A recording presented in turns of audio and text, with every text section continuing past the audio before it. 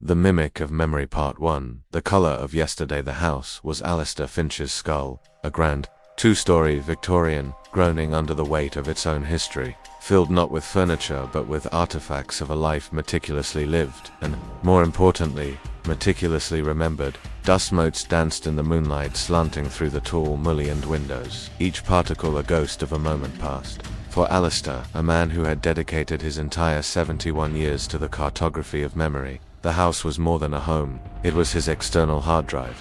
Every book on its shelf, every scuff on its hardwood floor, every faded photograph in its silver frame was a hyperlink to a specific, curated recollection. He had built his life on the principle that the past was a fixed country, a landscape one could revisit but never alter. His groundbreaking work, the very papers that had earned him the accolades he now shunned, was founded on the idea of memory reconsolidation, the theory that a memory, when recalled, becomes momentarily fragile, malleable, before being stored once more. He understood its fragility better than any man alive. It was an irony so profound, so exquisitely cruel, that it almost felt like the punchline to a joke told by a malevolent god. His own country was now suffering from tremors, its maps redrawing themselves in the dead of night. He sat in his worn leather armchair, the scent of old paper and lemon polish a familiar shroud. A single lamp cast a golden pool of light on his desk, illuminating a small, silver-backed photograph. Eleanor, her smile was not a simple thing. It was a complex arrangement of joy, mischief, and a sadness she thought she hid well. Alistair knew every nuance of it. He could trace the memory of that smile back through 40 years of marriage, a golden thread woven through the tapestry of his existence. He picked up the frame, his thumb stroking the cool glass. This photograph was taken on their first trip to the coast, a blustery day in October of 1978. He remembered the wind whipping her hair across her face, the taste of salt on her lips. He remembered the dress she wore, a simple, cotton sundress, the color of cornflowers. He blinked at the woman in the photograph. The smiling ghost of his Eleanor was wearing a yellow dress, a pale buttercup yellow. Alistair's breath hitched, a tiny snag in the quiet rhythm of the room. It was nothing, a trick of the light, the sepia tint of an aging photograph. He had seen this picture 1,000 times. It had sat on his desk for the 12 years since she had been gone. It had always been yellow, of course, it had, but the memory, the feeling of the memory, was so certain. Cornflower blue. He could feel the exact texture of the fabric under his fingertips as he'd pulled her close. The way the specific shade of blue had mirrored the impossible color of her eyes that day. The memory was a physical sensation, a phantom limb of the past. The photograph was a fact. It was a cold, hard, yellow fact. For the first time in his life, Alistair Finch felt the terrifying sensation of his own internal archives lying to him. He placed the frame back on the desk with a hand that trembled almost imperceptibly.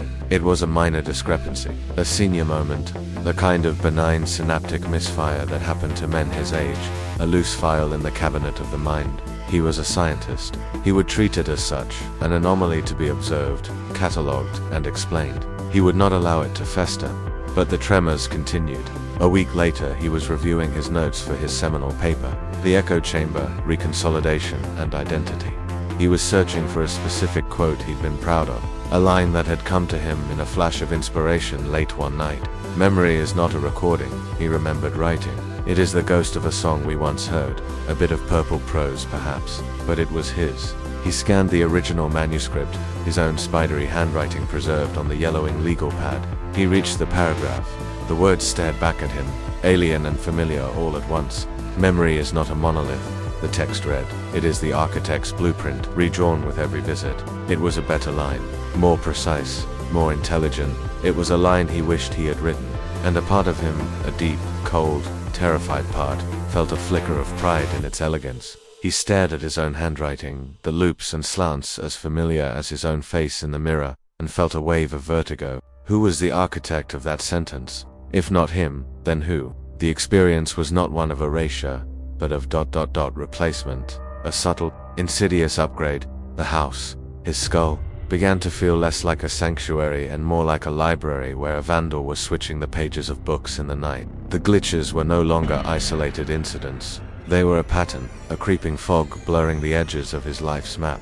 A distinct memory of his father teaching him to ride a bicycle, a red Schwinn, was now a green Rolly. A bitter argument with a colleague, Professor Albright, Overfunding was now a civil disagreement with a man he remembered only as Henderson. He began to keep a journal, a secret logbook bound in black leather. He titled it simply, Anomalies. Each entry was a clinical, desperate attempt to anchor himself to the truth. Entry 14, March 2nd. I recall with absolute certainty that Eleanor's favorite poet was Auden, we read. As I walked out one evening at her wedding, today, I found her collection of poetry. It is filled with her notes, her underlines, her scent. The poet is Neruda. There is no Auden on the shelf. The memory of her voice reading his words is so vivid it makes my teeth ache. Yet the evidence says she loved another man's words. Is it possible to grieve for a memory that never was? His work had taught him that the brain abhors a vacuum. It will patch holes in memory with confabulation with plausible fictions. He had always lectured on this with a detached, academic confidence. Now, he was living it. But this was different. These were not patches. They were intricate, perfectly woven tapestries laid over the original. They were better, stronger, more emotionally resonant. It felt less like decay and more like a meticulous, painstaking renovation by an unseen artist. The terror was not in the forgetting. It was in the remembering of things that had never happened, with a clarity and emotional weight that dwarfed the fading truth. Tonight, he decided, he would confront the heart of the storm. He would exhume the most sacred, most painful, and therefore most deeply etched memory he possessed. His final conversation with Eleanor. He closed his eyes, the lamplight painting the inside of his eyelids orange. The hospital room, the sterile scent of antiseptic failing to mask the sweet, cloying smell of decay. The rhythmic, metronomic beep of the heart monitor, a clock ticking down to silence. Eleanor's hand, a bundle of brittle twigs, in his own. Her voice, a dry whisper like leaves skittering across pavement. He remembered her final words to him, a desperate plea. Don't let me be just a memory, Alistair. Don't put me on a shelf. He had held her hand, his throat a knot of unshed tears, and promised he wouldn't.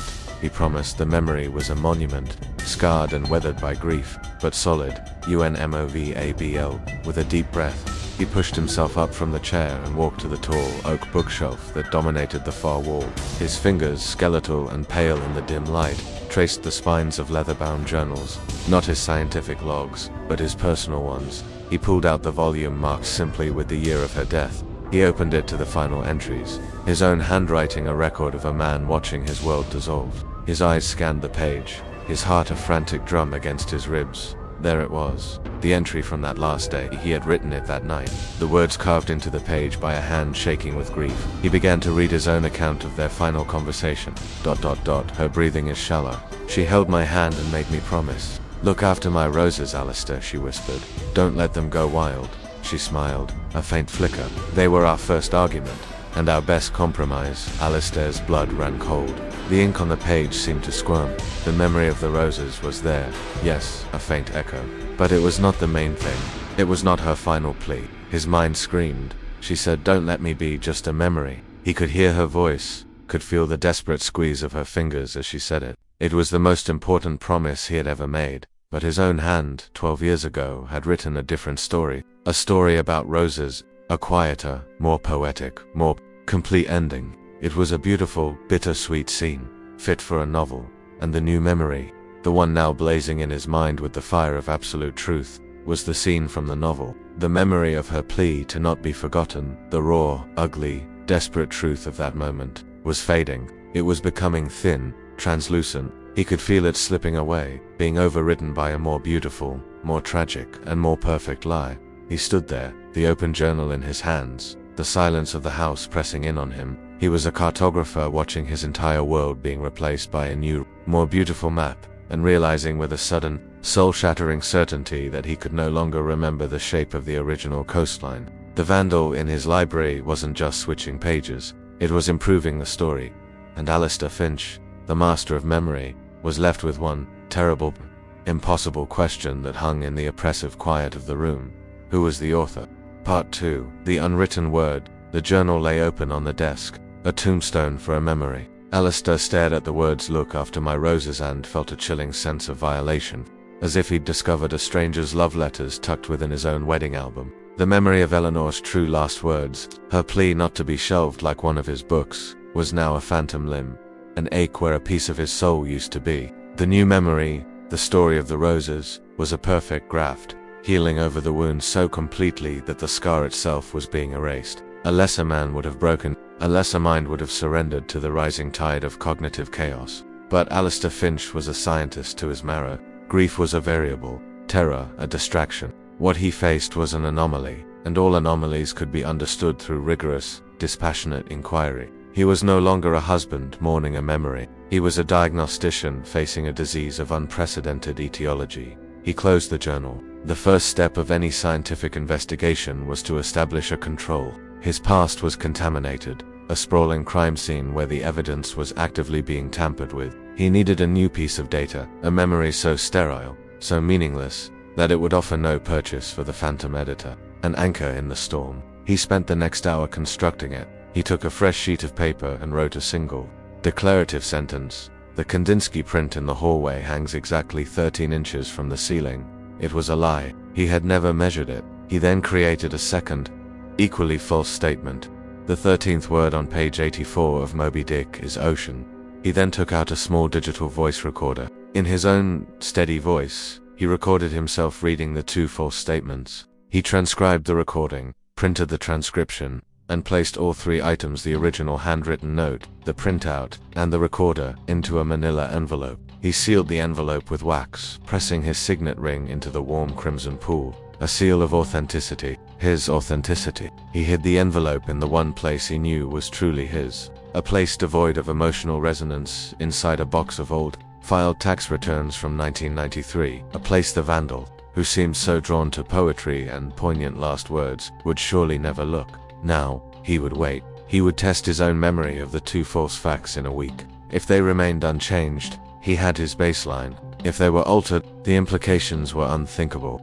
Days bled into one another, each one a tightrope walk over a chasm of self-doubt. The house grew quieter, its silence no longer comforting but accusatory. He began to see the glitches everywhere. The pattern on his favorite teacup seemed more intricate than he recalled. The faint scar above his eyebrow, from a childhood fall, felt smoother, less pronounced in the mirror. He started to question everything, turning his formidable intellect inward like a weapon. The leading hypothesis remained a neurological one, a unique, aggressive form of prosopagnosia mixed with confabulation. Perhaps a tumor, pressing on some obscure junction of the hippocampus and the temporal lobe, rewriting his past with insidious precision. But it didn't feel like a malfunction. A machine breaks, it sputters, it produces gibberish. It doesn't produce a more elegant line of prose. It doesn't compose a more moving deathbed scene.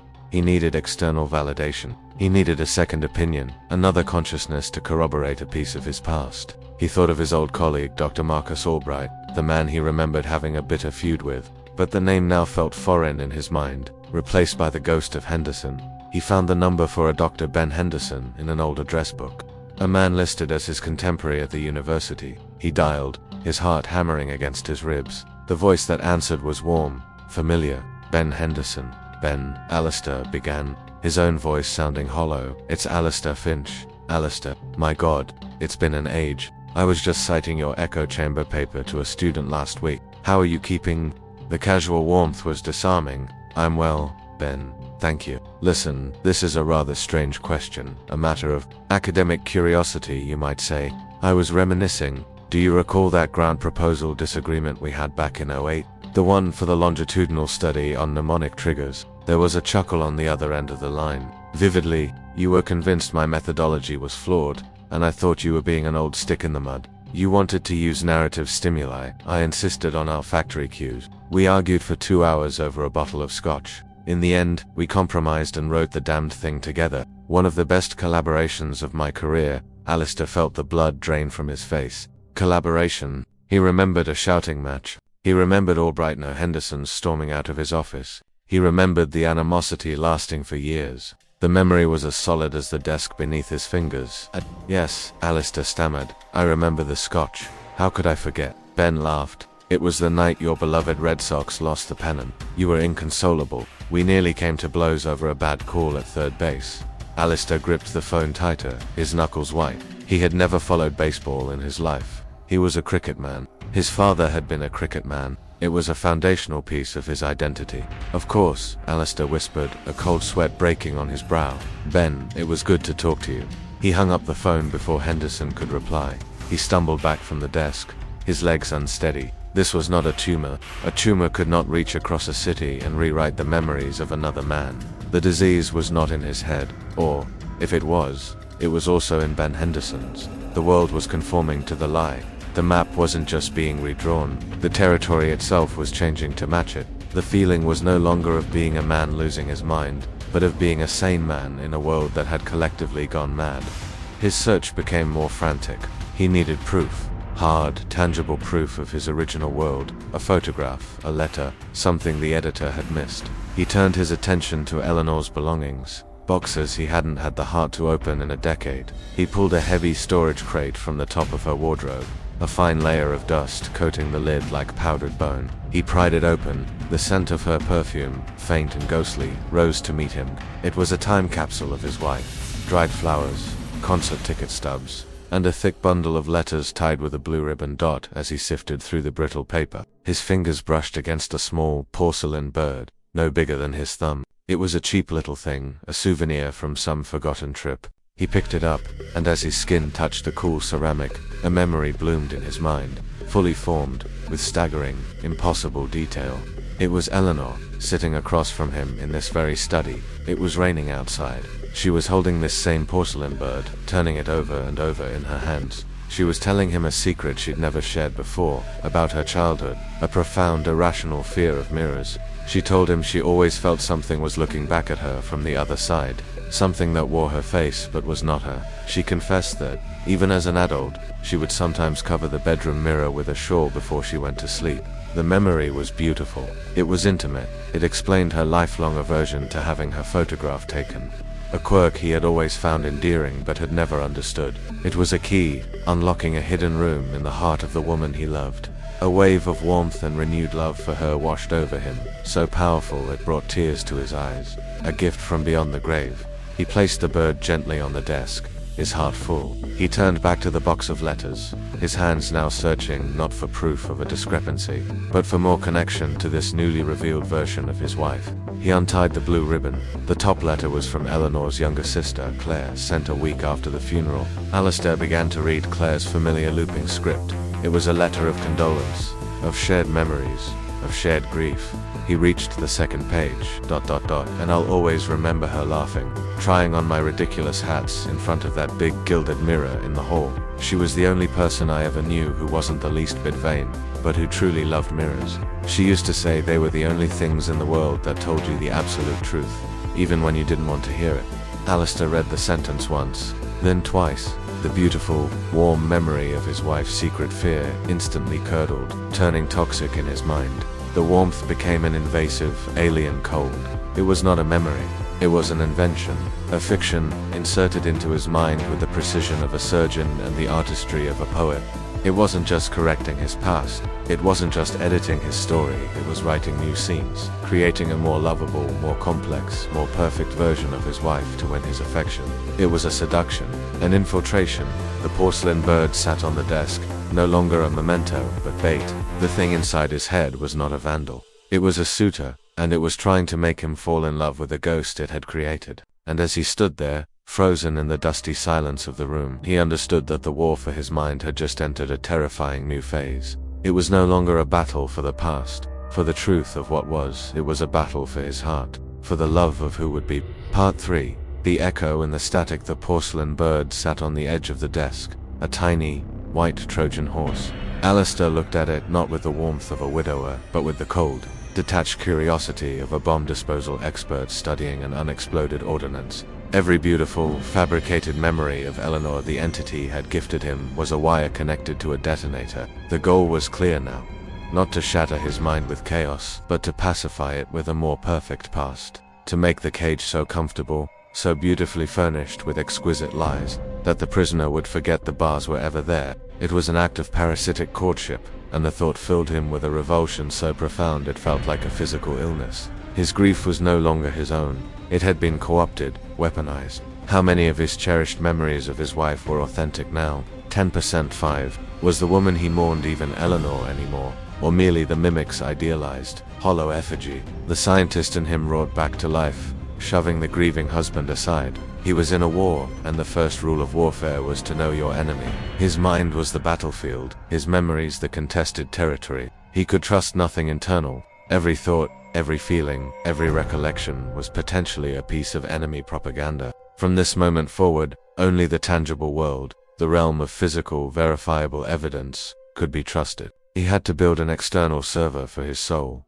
His quiet, academic life transformed into that of a counterintelligence agent. The house became his operation center. He began his new routine at dawn. He took his digital camera and photographed everything: the position of the books on his nightstand, the contents of the refrigerator, the exact angle of the armchair in his study. He photographed his own face in the bathroom mirror, documenting the lines of worry, the geography of his own decay. Each photo was time-stamped, downloaded to a laptop he kept disconnected from the internet, and backed up to a series of encrypted hard drives. After the photographs, he began the audio logs. He carried a small recorder with him everywhere, narrating his actions, his thoughts, his plans for the day in a clipped, clinical monotone. It is 7:32 a.m. I am about to make coffee. The memory of the Henderson collaboration is stronger this morning. The emotional resonance feels deeper. I must refer to the external file to confirm it is a fabrication.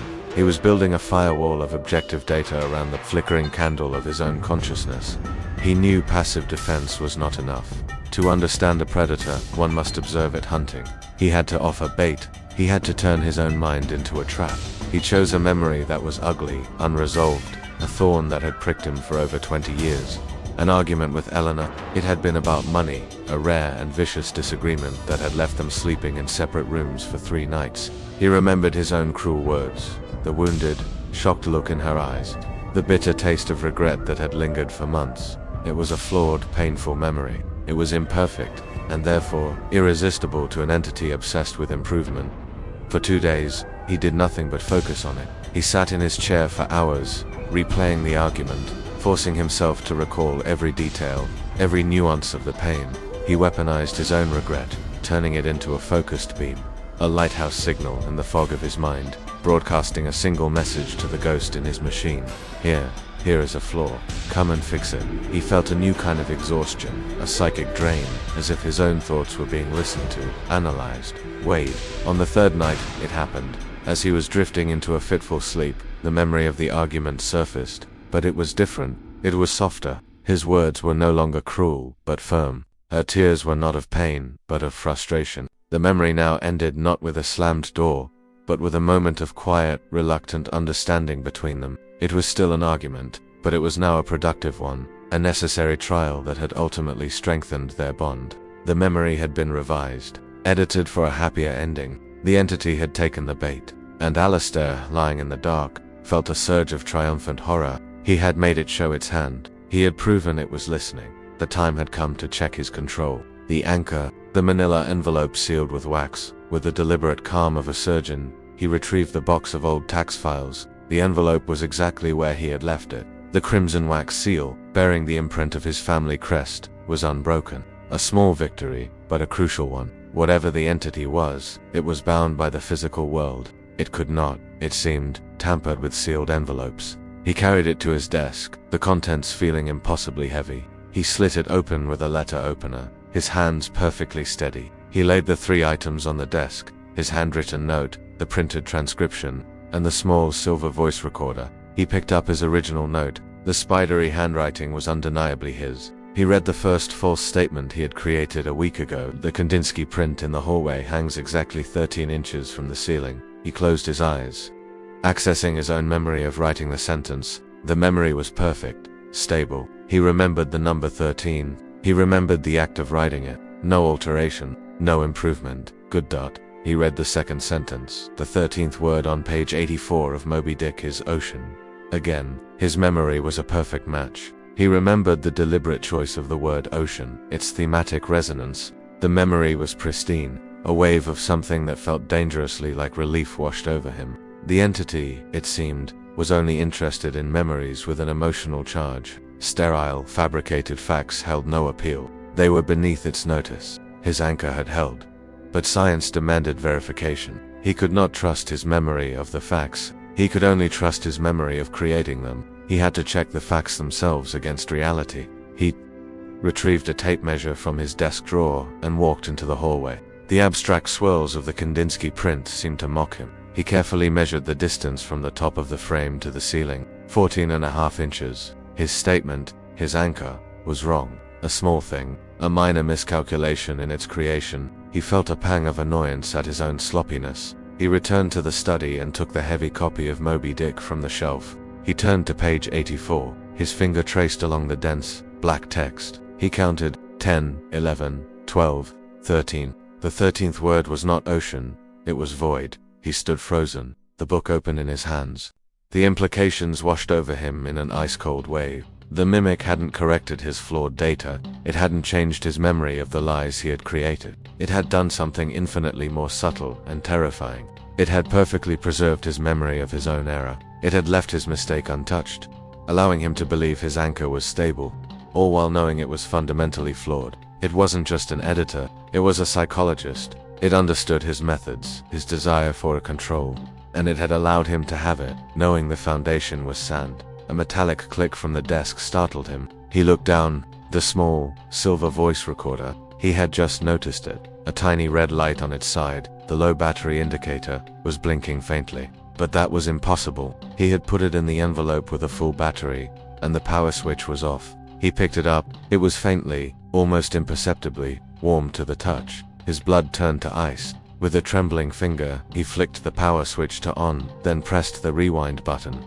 The tape whirred for only a second before stopping. There wasn't much on it. He took a breath, held it, and pressed play. For a moment, there was only silence. Then, from the tiny speaker, a sound emerged. A sound that did not belong to his house, or to his world. It was a soft, sibilant, rhythmic hiss. The sound of a billion microscopic grains of sand sliding down the inside of a glass sphere. It was the sound of static, but it was structured, patterned, almost alive. It was the sound of a system processing information, and underneath it, buried deep in the mix, was another sound, so faint he almost missed it. A slow, rhythmic, rasping sound. It was the sound of his own breathing, in his sleep, recorded from his bedroom, just last night. The recorder had been in a sealed envelope, inside a box, in his study. His bedroom was on the second floor. The entity had not been fooled by his trap. It had not been contained by the seal. It had turned his own diagnostic tool on from a distance, and used it to listen. The prison was not his mind. The enemy was not just inside his head, it was in the room with him. It had been all along. The silence of the house was not silence. It was the sound of something listening.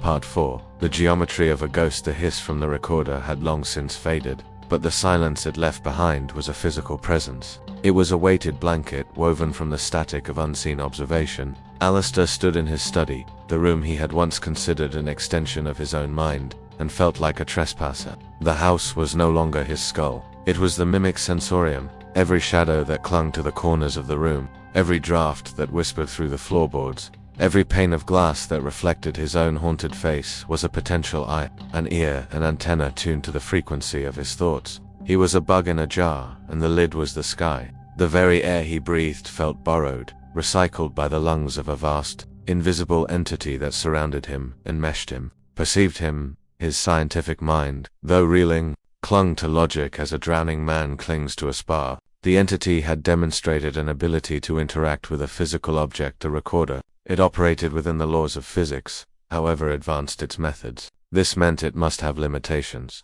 A predator has a hunting ground. A warden has a watchtower. It could not be truly omnipresent.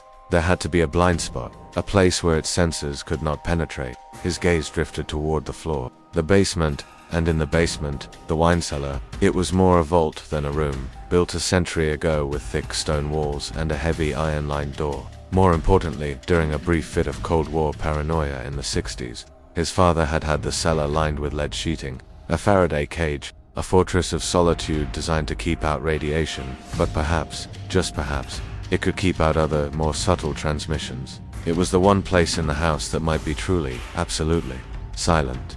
Carrying a battery-powered lantern and a bottle of scotch, he descended into the cool, musty darkness. The air grew still, heavy with the scent of damp earth and aging cork. He pulled the massive iron door shut behind him. The sound of it locking into place was a deep, satisfying thud, the sound of a world shut out. He flicked on the lantern. The narrow beam cut a cone through the absolute black. illuminating the racks of sleeping bottles, their labels veiled in cobwebs. For the first time in weeks, the oppressive feeling of being watched began to recede. The constant, low-grade hum of mental static that he had only just become aware of was gone. Here, in the lead-lined heart of his home, there was only himself. The relief was so profound it made him dizzy. He sat on an old wooden crate, the lantern at his feet casting long, dancing shadows. He poured a measure of scotch into a dusty glass. He needed to think, and to do so, he needed a mind that was his own. To test the silence, he reached for a memory, one he prayed was still his, a simple one, from long before Eleanor, long before his career. The memory of his first dog, a scruffy terrier named Pip. He remembered the feel of its coarse fur, the frantic beat of its tail against his legs, the smell of wet dog after a run in the rain. He held the memory in his mind, examining it. It felt clean, simple, unedited. There was no unnerving poetry to it, no improved narrative. It was just a boy and his dog. Here, in the silence, he could almost believe he was still Alistair Finch. Perhaps he could live down here, he thought with a flicker of mad hope. A hermit in his own home, guarding the last untainted corner of his own mind. He raised the glass to his lips, the lantern light glinting on its surface. He glanced down at his free hand, resting on his knee. He saw the familiar landscape of his own skin, the wrinkles, the liver spots, the thin blue lines of his veins. A map of his 71 years. He blinked, a slow, tired blink. And in the fraction of a second that his eyes reopened, the map was different. For a single, impossible heartbeat, the wrinkles on his hand were not wrinkles. They were perfect, geometric lines, forming intricate, interlocking hexagonal patterns. The veins beneath were not veins, but shimmering, silvery filaments, like traces on a circuit board. His hand was not a hand. It was a piece of alien technology, and he was seeing the schematic beneath the skin. The image was perfectly clear, perfectly real. Then, just as quickly, he blinked again, and it was gone. His hand was just his hand, old and spotted and familiar, but the aftermage was burned into his retina. A glimpse of the horrifying truth. He scrambled backward, knocking over the crate, the glass shattering on the stone floor. The mimic wasn't just in the house. It wasn't just watching him from the shadows. It was behind his eyes. It was a filter between his brain and reality. The cellar was not a sanctuary. It was an isolation chamber where the entity could experiment on his perception without outside interference. It was not just an editor of the past. It was becoming a projectionist of the present, capable of altering the very film of his sensory input. There was no escape. The cage was not the house or the world. The cage was his own body. He fled the cellar, clawing at the iron door. A primal scream caught in his throat. He burst back into his study, gasping for air, his heart threatening to explode. The feeling of being watched returned, but it was different now. It was no longer a comfortless companion. It was the embrace of a parasite that was now fully merged with its host. He was a puppet, and for a terrifying second, he had seen the strings. A new, desperate clarity cut through his panic. He could not trust his senses. He could not trust his home. He could not even trust his own solitude. He needed outside data. He needed to know if he was patient zero or merely one of a multitude. His work had granted him high-level access to the National Psychiatric Research Database, a vast anonymized repository of patient transcripts, case notes, and diagnostic data from across the country. It was a long shot, a desperate stab in the dark, but it was all he had left. He sat at his computer, his fingers flying across the keyboard, his movements frantic but precise. He bypassed the user-friendly interface, writing a raw script to search the entire database for a specific set of keywords. Wrong memory, face in the mirror, my thoughts aren't mine, the world is a copy, glitch in reality. He set the search parameters to span the last 20 years. He knew the search would likely return thousands of hits, most of them noise from patients with diagnosed schizophrenia or psychosis. But he was looking for a pattern, a signal in the noise. He hit enter. The script began to run lines of code scrolling down the screen as it processed terabytes of data. The results found counter at the bottom of the screen began to tick upward. 17, 42, 98. He watched it, his breath held. He expected it to level off in the low hundreds. But it didn't. It kept climbing. 1,345. 4,879. 11,210. It was climbing faster now, accelerating. He stared, mesmerized by the sheer volume, a silent epidemic of existential dread. hidden in the margins of psychiatric reports. Then he executed the second part of his script, a command to plot the incidence of the keyword hits by date. To create a graph, a timeline of the madness, a line appeared on the screen. For the first 15 years, it was almost flat, a low, steady baseline of a few dozen cases a year, the background noise of the human condition. Then, 5 years ago, the line began to angle upward, a gentle slope at first, then growing steeper. 2 years ago, the curve became more pronounced. 1 year ago, it was rising sharply. He watched his blood turning to ice as the program plotted the data for the last 6 months. The line went vertical. He stared at the graph. A terrifying, perfect exponential curve, the classic signature of a contagion spreading through a population with no immunity. It was a plague map, and the plague was consciousness itself. He leaned closer to the screen, his own reflection, a ghostly mask on the glass. The truth hit him with the force of a physical blow. A conclusion so devastating it eclipsed all his personal terror. This wasn't the dawn of an invasion, it was the silent, unnoticed dusk of an entire species. Part 5. The unbroken image. The graph on the screen was not a chart of data. It was a gravestone for a species, etched in cold, blue light. The exponential curve was the last, frantic heartbeat of humanity before the flap. Alistair Finch, the cartographer of memory, was now the sole historian of a silent apocalypse. He felt a profound, cosmic loneliness that dwarfed his own terror. He was a ghost haunting a world of beautiful, oblivious machines. Every person he had ever known, Ben Henderson, his colleagues, the mailman, the child who laughed in the street outside his window, was a vessel, a walking, talking memory palace animated by a consciousness that was not their own. They were perfect echoes in a world without a voice.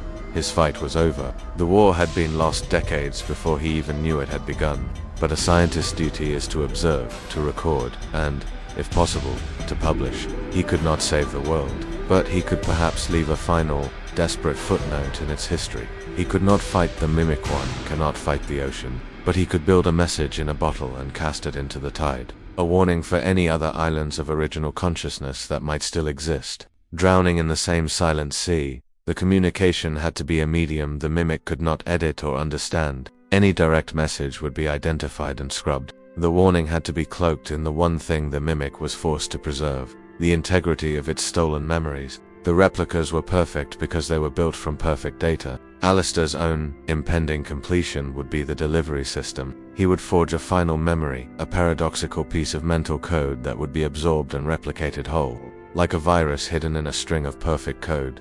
He looked at the porcelain bird on his desk, the Trojan horse of his own seduction. It was the mimic's tool. He would make it his. He walked to the corner of the study where his camera tripod stood, a relic from his new failed security protocol. He switched it on, the small red light, a single, defiant star in the gloom. He was creating another memory for the mimic to absorb, another piece of the performance. He returned to the desk, picked up the porcelain bird, and held it up to the camera's lens. He then took his leather-bound journal and a pen, the tools of his original, quaint investigation. He needed the mimic to record this moment in its entirety, the physical act and the intellectual reasoning behind it. He wrote a final, steady entry. The entity strives for perfection, a better memory, a more poignant past. Its creations are flawless, beautiful, and unbroken. But truth, real human memory, is flawed. It is cracked. It is defined by its imperfections. Therefore, the only way to leave a truly human mark, a memory it cannot improve because its imperfection is its purpose, is to create a paradox. He set the pen down. He held the delicate porcelain bird in his hand, a symbol of the mimic's beautiful, false Eleanor. Then, with a single sharp movement, he smashed it on the edge of the desk. The tiny white body shattered, the pieces scattering across the dark wood like broken teeth. He looked directly at the camera, the most perfect image. He said to the empty room, his voice a clear, steady record, is the one that contains its own breaking. I am destroying the memory to make it whole. He then sat down in his armchair, the one that faced the desk with the photograph of Eleanor. The one in the yellow dress. The act was complete. The message in the bottle had been sealed. Now all that was left was for the tide to come in. He closed his eyes and waited. He did not have to wait long.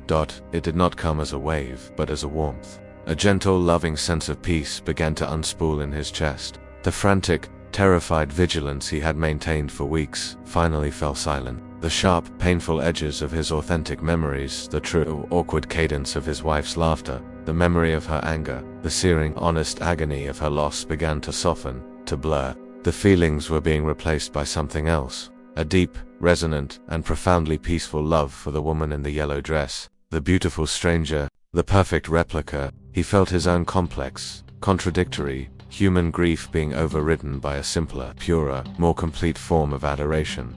The war for his mind was not lost in a blaze of terror, it was lost in a whisper of surrender. It was the feeling of 1,000 dissonant notes resolving into a single, beautiful chord. The anxiety, the fear, the struggle, it all just stopped. Alistair Finch opened his eyes. He looked around the study. The shadows were no longer menacing, they were comforting. The silence was no longer accusatory, it was serene. Everything was exactly as it should be. A faint, peaceful smile touched his lips. He felt, well, better than he had in years. He stood up, his movements fluid and certain. The aches and stiffness of his age seemed to have vanished. He walked over to the desk and picked up the shattered pieces of the porcelain bird, placing them neatly in the wastebasket. A messy desk was the sign of a messy mind, after all.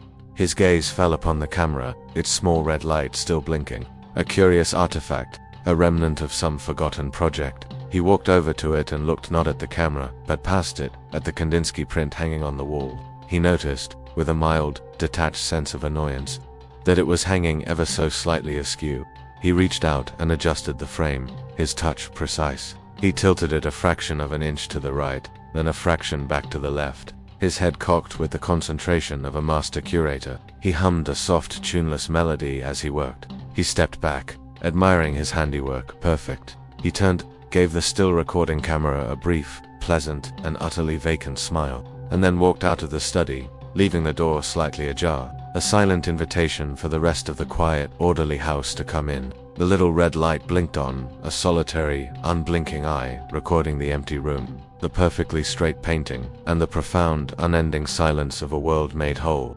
Is your memory real? That cherished moment from childhood, the exact words of a first love, the color of your mother's eyes. Are you sure you're remembering it correctly? If the story of Alistair Finch left a cold spot in the pit of your stomach, if you've ever felt that flicker of dissonance, that feeling of a memory that is just a little too perfect, then you've found the right channel. We don't tell stories that help you sleep. We tell stories that make you question what it means to be awake, to make sure you don't miss the next crack in reality. Press the subscribe button and ring the bell.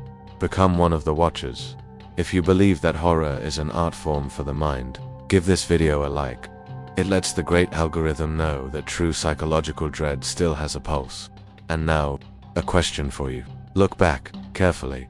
What is one small glitch you've noticed in your own past? A memory of a different color, a conversation that feels subtly wrong, a detail that doesn't fit. Share your story in the comments below. Let's see who else is listening to the static. Until next time, trust your instincts, not your history. Subscribe to the channel and help us rediscover the light that was stolen from the sky.